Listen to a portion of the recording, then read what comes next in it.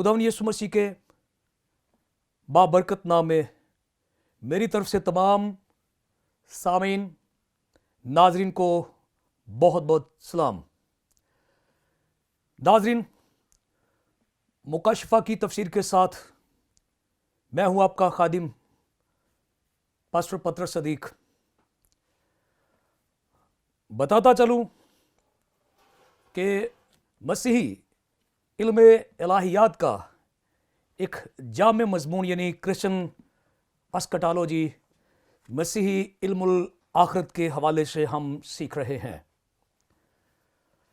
नाजरीन, किताब मुक़द्दस में कुछ कुतुब, बहुत से अबवाब और बहुत सी आयात मसीही इल्मुल आखिरत के हवाले से बहुत सारा मवाद और अलूम हमें फ्राहम करती हैं, लेकिन फिल वक्त हमने मुकाशफा की किताब को मुंतखब किया है ताकि ज़माना आखिरत के ताल्लुक से हम सीखें। इससे पहले कि हम आगे बढ़ें और सीखें, मैं चाहूँगा आइए हम अपने सरों को झुकाएं, अपनी आंखें बंद करें और दुआ मांगे। कादिर मुतलक खुदा, हम ये बात बखूबी जानते हैं कि तेरा यह मुकद्दस कलाम इल्हाम से लिखा गया है, तेरे दम से लिखा गया है, और खुदावन कोई भी इंसान इसे अपने इल्म से, अकल से, दानिश से, हिकमत से बयान नहीं कर सकता। रूह कुद्दस ही इंसान को ये अनायत कर सकता है कि तेरे वो कलाम को बयान कर सके। और खुदावन हम ये जानते हैं कि कोई इंसान अपनी दानाई से, अकल से समझ भी नहीं सकता जब तक रूह कुद्दस उसका जहन ना खोले। मैं दुआ करता हूं इस वक्त जो लोग तेरे कलाम को सुन रहे हैं, देख रहे हैं, उनको समझने की सलाहियत और ताकत अनायत कर। और खुदावंद खुदा, इस वक्त इन अफराद में से अगर कोई बीमार है, कमजोर है, लागिर है, परेशान है, तो यीशु के नाम से रिहाई और आजादी हासिल करे, ताकि आजाद होकर वो तेरे कलाम को सुने और समझे और बरकत पाए। मसीह खुदा के वसीले से आमीन। तो नाजरीन, अगर आप बाकायदगी के साथ PMI TV पर मुकाशफा की तफसीर देख रहे हैं तो आपको याद होगा कि हमने मुकाशफा की किताब के पहले बाब में से तमाम आयात को बड़ी तफसील के साथ पढ़ा और सीखा, और अब हमने खुदाम के फजल से मुकाशफा की किताब का दूसरा बाब जो है वो शुरू कर रखा है। और इस बाब में हम 7 कलीसियाओं के ताल्लुक से सीख रहे हैं, और हमने अपने साबका पैगाम में इफिसस की कलीसिया के ताल्लुक से सीखा, जो इन 7 कलीसियाओं में से इस तरतीब के मुताबिक पहली कलीसिया बनती है। और आपको याद होगा कि हमने मुकाशफा की किताब के दूसरे बाब की 5वीं आयत में से तफसील के साथ सीखा, और अब हम 6ठी आयत में से सीखने वाले हैं। लेकिन इससे पहले कि हम 6ठी आयत के बारे में सीखें, मैं एक बार फिर आज आपके लिए 5वीं आयत मुकस्सा तिलावत करना चाहता हूं, जो कुछ इस तरह से है। मुकाशफा की किताब दूसरा बाब, उसकी 5वीं आयत मुकद्दसा लिखा है, बस ख्याल करके तू कहां से गिरा है, और तौबा करके पहले की तरह काम कर, और अगर तू तौबा ना करेगा तो मैं तेरे पास आकर तेरे चरागदान को उसकी जगह से हटा दूंगा। कलाम मुकद्दस का पढ़ा जाना हमारी बरकत का बायस हो। नाज़रीन, आपको याद होगा कि हमने बड़ी तफसील के साथ ये सारी बातें सीखी थी कि इफिसस की कलीसिया बहुत सारी खूबियों की हामिल थी, उनमें बहुत सारे उसाफ थे, खूबियां थीं, और उन्होंने बहुत सारे ऐसे रूहानी काम किए جن سے ہمارے خداوند خوش تھے. لیکن بادشاہوں کے بادشاہ خداوندوں کے خدا نے جو دلوں کے بھید کو جانتا ہے، میں نے تفصیل کے ساتھ یسوع ناصری کی یہ صفت آپ کے سامنے بیان کی تھی کہ وہ علیم کل ہیں.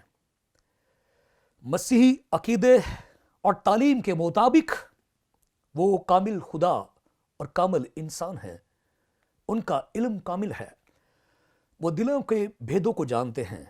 تو شاید میں اور آپ افسس کی کلیسیا کو دیکھتے تو میں کہیں بھی ایسی بات دکھائی نہ دیتی کہ ان کی ہفتہ وار عبادات، ان کی ماہانہ دعائیہ میٹنگز، کنونشنز، کروسٹس، اس کے علاوہ تمام اخلاقی سرگرمیاں، یعنی غریبوں کی آمداد، یتیموں کا خیال، اس طرح کی بے شمار سرگرمیاں دے کر کوئی بھی نہ کہہ پاتا کہ ان کے اندر کوئی خامی ہے.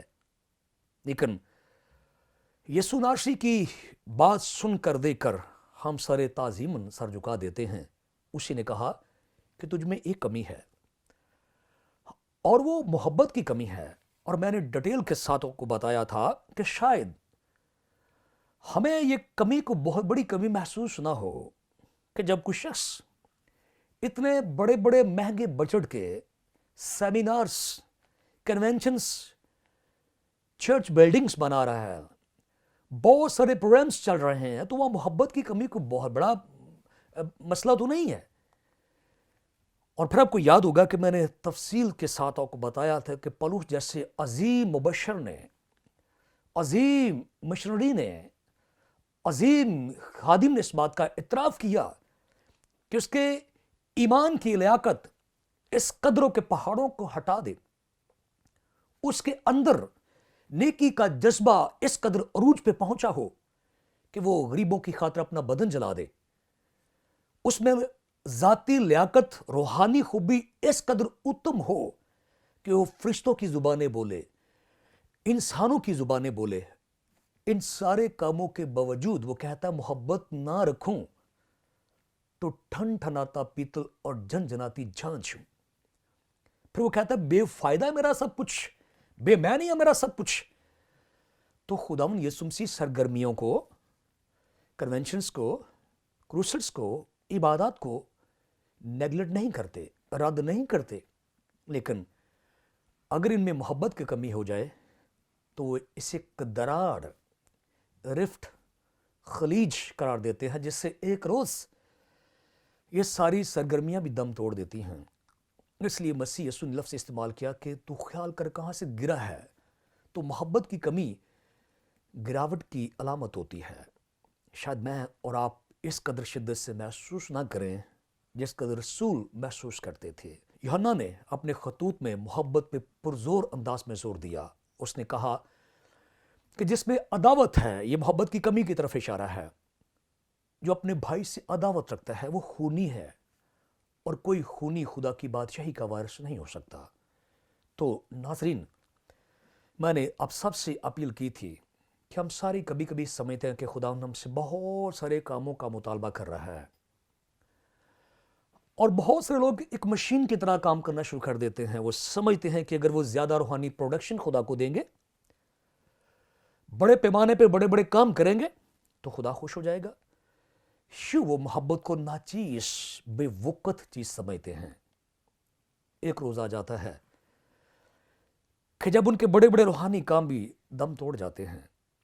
اس لیے اس بات کو ہلکا نہیں لینا چاہیے. اگر آپ میں اور مجھ میں کہیں کو کمی ہے تو آئیے آج میرا نہیں، کسی تنظیم کا نہیں، کسی باس کا نہیں، کسی سیکٹری کا نہیں، کسی مشن کا نہیں، خداوند یسوع مسیح ناصری کا مشورہ مان کر توبہ کریں اور پہلے کی طرح محبت کے ساتھ سارے کاموں کو سر انجام دینے کے لیے تیار ہو جائیں.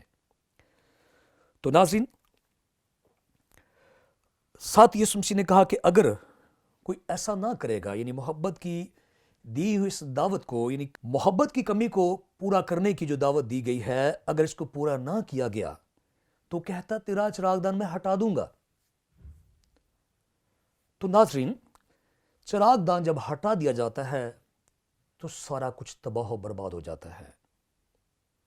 آپ کو یاد ہوگا میں نے یہ بھی بڑی تفصیل کے ساتھ بیان کیا تھا. چراغ دان کیا ہوتا ہے؟ لیاقت، خوبی، صلاحیت، وصف، نعمت، گفٹ جو خصوصاً خدا کی طرف سے عنایت ہوتا ہے. اور ہم نے سیکھا تھا کہ بھلے سمسون کی ساری خدمات یا زندگی ہمارے ساتھ پوری طرح مماثلت نہیں رکھتی، لیکن چراغ ہٹائے جانے کے بارے میں خوبصورت ہمارے لیے ایک مثال ہے، نمونہ ہے کہ ایک روز آیا کہ اس کا چراغ دان ہٹا دیا گیا. تو خدا نہ کرے کہ کسی کا چراغ دان ہٹا دیا جائے. تو اگر ہم چاہتے ہیں کہ ہمارا چراغ دان جلتا رہے، روحانی خوبیاں فروغ پائیں، ترقی کریں، تو محبت کو اپنی زندگی کے ساتھ پیوست کر لے. کوئی بھی کام سر انجام دینے کے لیے ہمیں محبت کے ساتھ کرنا ہے. کلیسیوں کو اپنے خادموں سے محبت رکھنی ہے. وہ ادائیگی کو ٹیکس نہ سمجھیں، چندے کو ٹیکس نہ سمجھیں، جیسے کسی خادم پر احسان کر رہے ہیں، جیسے وہ کسی پریسٹ پر احسان کر رہے ہیں. اور خادم بھی کوئی احسان نہ سمجھے، کوئی کلام سنا کر ایک فرض ادا کر رہا ہے، محبت کے ساتھ. اسی طرح ہم سب کو جہاں بھی ہماری اپوائنٹمنٹ ہے، جہاں بھی خدا نے بلایا ہوا ہے، جو لیاقتیں خوبیاں خدا نے میں دی ہیں، ان کو برقرار سلامت رکھنے کے لیے ہمیں محبت کے ساتھ تمام کاموں کو سر انجام دینا ہے. تو ناظرین، آئیے آج ہم کلام اقدس میں سے دوسرے باب کی 6 آیت مقدسہ پڑھیں گے اور خدا کے کلام میں سیکھیں گے. میں پھر اس بات کو دہرا دوں، مکاشفہ کی کتاب اس کا دوسرا باب، اس کی 6 آیت مقدسہ میں آپ کے لیے تلاوت کروں گا، اور جہاں ہمیں ضرورت محسوس ہوئی ہم اس لفظ کو، اس آیت کو جو ہے بغور دیکھیں گے. میرے ساتھ رہیے گا، میں آیت آپ کے لیے پڑھنے والا ہوں. لکھا ہے، البتہ تجھ میں یہ بات تو ہے کہ تو نکلیوں کے کاموں سے نفرت رکھتا ہے، جن سے میں بھی نفرت رکھتا ہوں. تو ناظرین، اس آیت میں آپ نے ایک اجنبی سا لفظ سنا ہے، اور میں چاہتا ہوں کہ ہم اس پہ توجہ کریں. پچھلی آیت میں خدا یسوع مسیح نے افسس کی پچھلی آیت میں یسوع ناصری نے افسس کی کلیسیا کی ایک خامی ان پہ جو ہے وہ نمایاں کی. اگلی آیت میں ان کی خوبی بیان کی گئی ہے. خوبی یہ ہے کہ وہ نیکولیوں کے کاموں سے نفرت کرتے ہیں، اور یسوع ناصری کہتے کہ میں بھی ان سے نفرت کرتا ہوں. یہ نیکولیوں کون سے لوگ ہیں؟ کون سا گروپ ہے، کون سا گروہ ہے جس سے یسوع مسیح نفرت کرتے ہیں؟ اس جگہ پہ یونانی زبان میں جو نفرت کی لفظ استعمال ہوا ہے، اس سے یہ تاثر ملتا ہے کسی چیز سے گھن کھانا، اس کا نام یا کام سن کر یا دیکھ کر چڑ جانا. یعنی انگلش میں ایک لفظ ہوتا ہے ڈس لائک. ایک کسی چیز کو ہم صرف پسند نہیں کرتے، یہ ایک الگ تھیوری ہے، الگ خیال ہے. نفرت شدید رد عمل ہے. دیکھ کر کسی چیز کو آگ بگولا ہو جانا، جیسے آدمی آپے سے باہر ہو گیا ہے، برداشت نہ کرنا. تو یسوع کہتے ہیں کہ نیکولیوں کے کام دیکھ کر میں شدید نفرت کرتا ہوں، گھن آتی ہے مجھے. ان کے کاموں سے تعفن اٹھتا ہے، بدبو آتی ہے ان کے کاموں سے. اور افسس کی کلیسیا میں یہ خوبی تھی کہ وہ بھی ایسا کرتے تھے. لیکن یہاں پر ایک سوال جو ہے وہ ہمارے ذہن میں انگڑائیاں لے رہا ہے. سوال یہ ہے کہ آخر یہ نیکلیوں ہے کیا؟ تو ناظرین، پہلے جیسا میں نے ابھی 3 سے 4 دفعہ یہ لفظ بولا ہے، میں چاہوں گا کہ اس لفظ کو آپ دیکھ لیں. ہمارے اردو ترجمے میں یہ لفظ جو ہے میں آپ کو بتا دوں.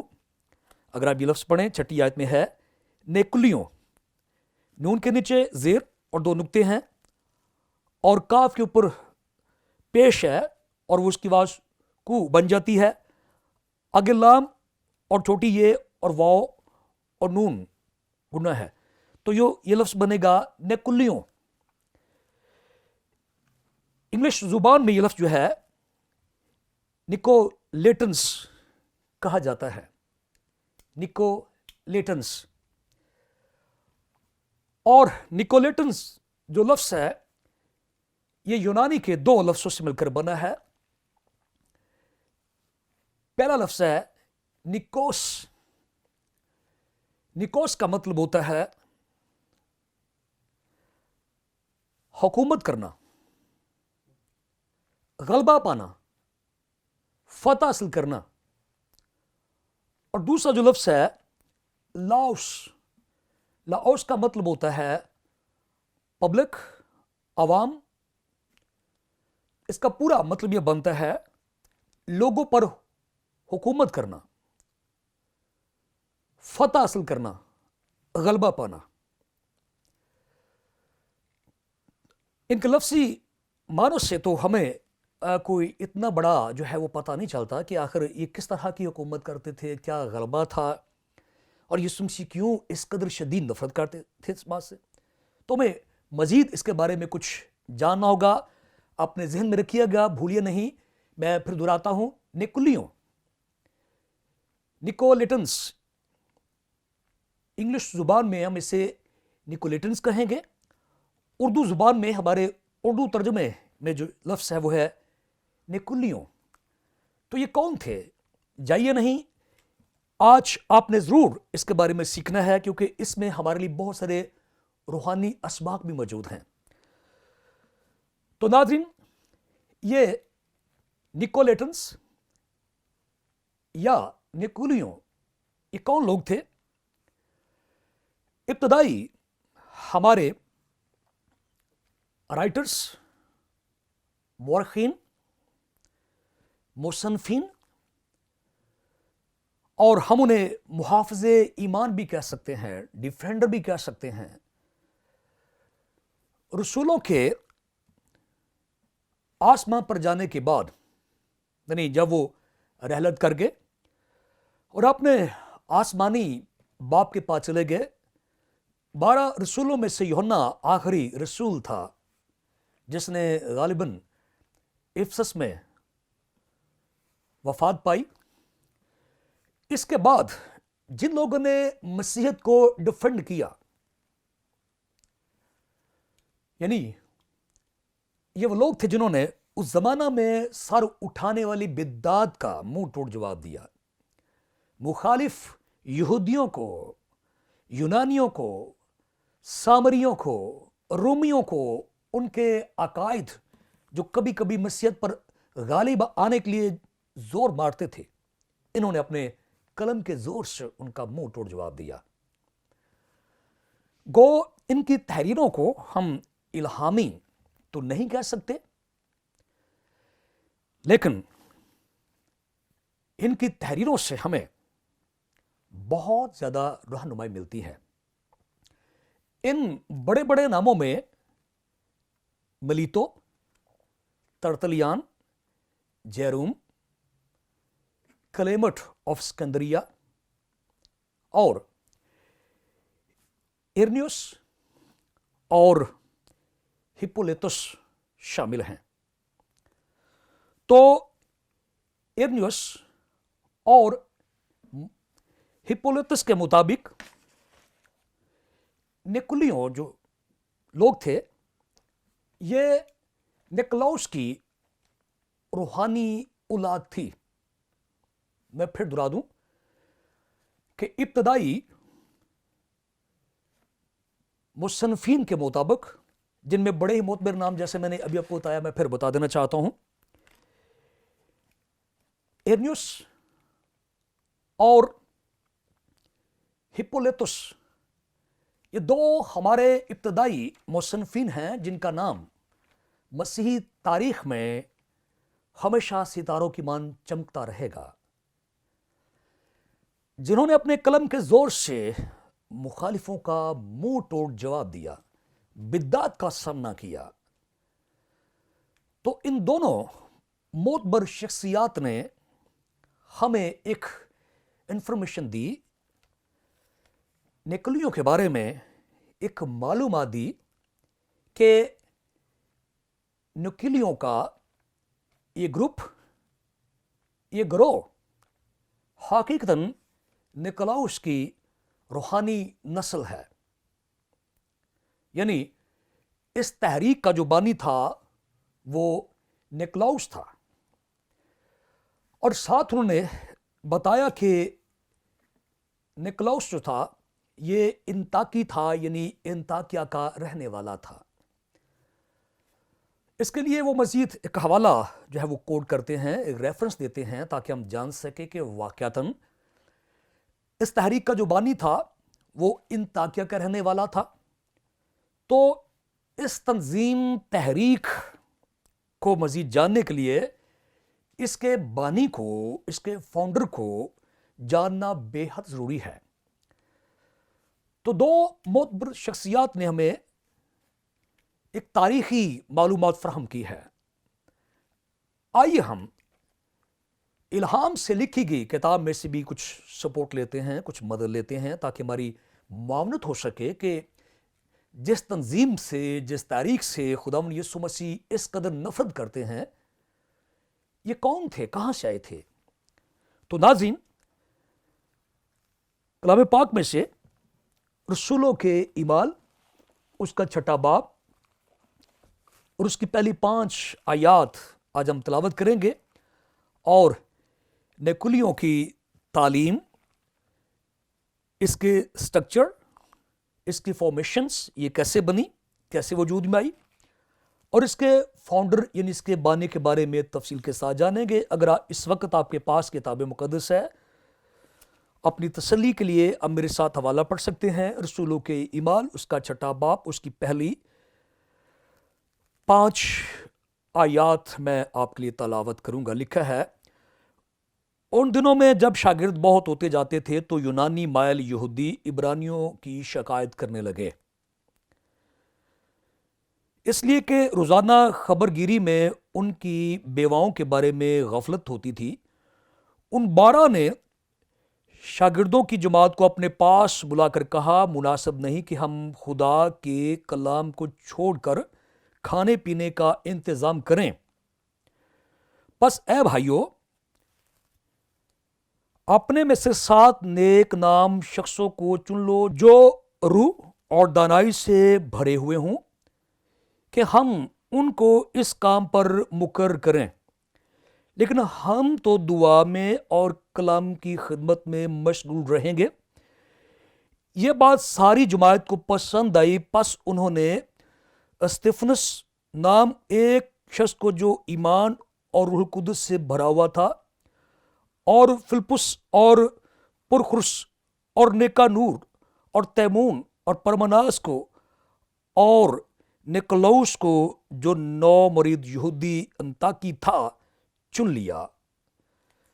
تو ناظرین, یہاں پر 7 لوگ جو ہیں جنہیں ہم ڈیکنز کہتے ہیں, جو ایک یونانی زبان کا لفظ ہے جس کا مطلب ہوتا ہے خدمت گزار. تو کلیسیا میں چھوٹے پیمانے کی خدمات کے لیے 7 لوگوں کو چنا گیا, جن کی جو شرط تھی یا میرٹ تھا وہ یہ تھا کہ وہ روح القدس سے معمور ہوں. ان 7 لوگوں میں سے جو سب سے زیادہ مشہور ہوا وہ استفنس تھا, جس نے مسیح کی خاطر شہادت پائی. شاید آپ نے غور سے سنا ہے, یعنی مجھے اس بات کا نہیں پتا, لیکن میں پھر بتانا چاہتا ہوں. یہاں پہ ایک نام آپ نے پڑھا, نکلاؤس, اور ایرنیوس اور ہپولیتس کے مطابق یہ نکلاؤس ہی جو ہے نکلیوں کا بانی ہے. انگلش زبان میں نکلاؤس کو نکولس کہتے ہیں, اور میں نکولس لفظ جو ہے وہ استعمال کروں گا, اپنے ذہن میں رکھیے گا. میں یہ سارا کنیکشن دوبارہ جوڑ دوں, شاید میرے خیال میں آپ تھوڑا الجھ گئے ہوں گے. آج ہم سیکھ رہے ہیں, تھوڑا مشکل ہے, اگر آپ دھیان سے سنیں گے تو آسان ہو جائے گا. آج ہم سیکھ رہے ہیں مکاشفہ کی کتاب کے 2 باب کی 6 آیت میں سے नेकुलियों, और मैंने शुरू में बात की कि अजनबी सा लफ्ज़ है। हम सब ये चाहते हैं कि लोग सीखें, मेरी बड़ी ख्वाहिश होती है। हम सब सादगी पे ईमान रखते हैं और हमें हमेशा सादा बोलना है, सादा सिखाना है। लेकिन मैं एक सवाल उठाता हूं कि अगर हम इन गहराइयों को नहीं सीखेंगे, ये अल्फाज नहीं सीखेंगे, तो आप जानते हैं हम कितनी बड़ी सच्चाइयों से महरूम रह जाएंगे। मैं जंप लेकर आगे जा सकता हूं, मैं आपको सादगी के साथ जंप लेकर बता सकता हूं, लेकिन आप बड़ी सच्चाई से महरूम हो जाएंगे। इसलिए मुझे नहीं पता कि आप कहां तक इस बात को फॉलो कर रहे हैं, लेकिन मैं खुदा मेरा गवाह, मेरी ख्वाहिश है कि आप सच्चाई को जानें। जब मैं इसको फाइनल करूंगा तो आप इससे बहुत सारी अवेयरनेस भी हासिल करेंगे, आगाही भी हासिल करेंगे और बरकत भी पाएंगे। और बहुत सारे ऐसे चेहरे जिन पे मास्क चढ़ा हुआ है, जो आपको बरगश्ता और गुमराह कर रहे हैं, वो चेहरे भी आपके सामने बिल्कुल जो है वो बरहना हो जाएंगे, नंगे हो जाएंगे, आप देख सकेंगे। तो फिर मैं कनेक्शन जोड़ता हूं। हम सीख रहे हैं नेकुलियों। हमें दो इब्तदाई मुकद्दसीन रास्तबाजों ने बताया कि इनका जो बानी था वो नेकुलस था। और अब एक सवाल हमारे सामने और आ जाता है कि ये नेकुलस कौन था। तो नाज़रीन, ईमाल के छठे बाब की 5वीं आयत में लिखा है वो इनताकी था।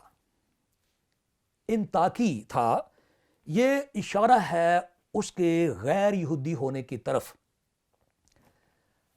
आगे लफ्ज़ लिखा हुआ नौ मुरीद था।